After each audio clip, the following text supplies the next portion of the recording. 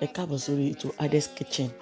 Breaded chicken fillet tí a lo homemade breadcrumbs sí ta ní lórí Instagram àti orí TikTok wa. A ti ṣe síbẹ̀ tipẹ́. Tẹ́ bá ti fẹ́ kí n mú wá sórí ètò, mo tún lè mú wá.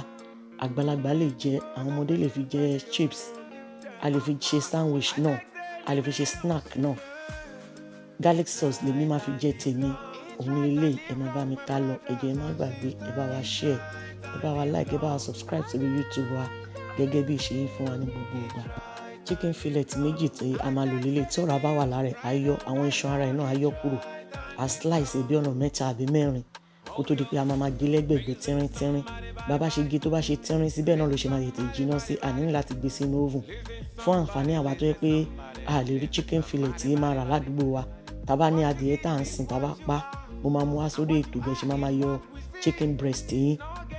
Màá wá show ẹ bá ṣe máa yọ. Ẹ jọ̀ọ́ ẹ bá wa share fídíò yìí, ẹ bá wa subscribe sórí YouTube channel wa. A fi iyọ̀ half teaspoon, ṣíbí kékeré ta fi ń jẹun. Ṣíbí kékeré ta fi ń jẹun yẹn, paprika ẹyọ kan. Mixed spice wa, ìdajì ṣíbí kékeré yẹn. Cayenne pepper wa, ṣíbí ìjẹun kékeré yẹn kan. Garlic powder granules wa, ṣíbí kékeré kan. Pinch of black pepper la máa lò. Then seasoning powder wa all purpose, ẹ jẹ́ ká lo ìlàjì ṣíbí. Àwa fọ ẹyin odindi kan sí. Àwọ̀ gloves àbí ká fọwọ́ wa dáadáa. Because ẹ mọ̀ pé ẹyin ti wà ńbẹ̀. A ní láti wà very very careful. A rò múra wọn dáadáa. A rò múra wọn dáadáa. A lè fi ilẹ̀ pẹ́ o. Bọ̀ jẹ́ ẹ ro gbogbo kíní yẹn múra.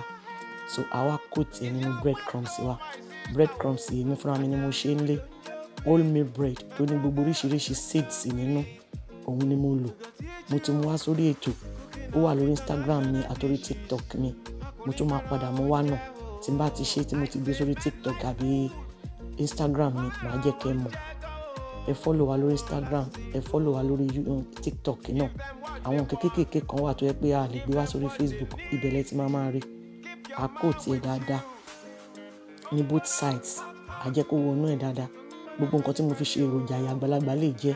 Kò ní nǹkan kan ṣe pẹ̀lú health wa.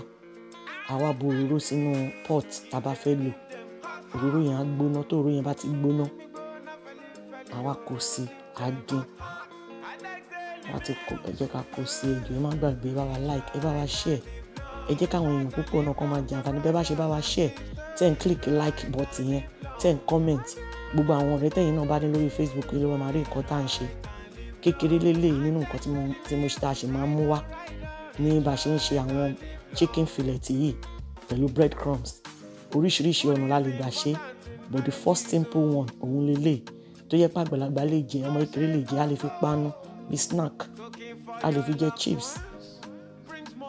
A lè fi ṣe sandwich. Gẹ́gẹ́ bí mo ṣe sọ láti bẹ̀rẹ̀, ẹ̀rí tó bá ti wà golden brown, a tẹ paper towel sínú abọ́ àbí àwo pẹlẹbẹ. Àwa wá sí lórí sódà gbogbo òróró tó bá kù lórí ẹ̀. Paper yẹn á lè gbá mọ́ra. Ẹ ṣé o, ẹ enjoy.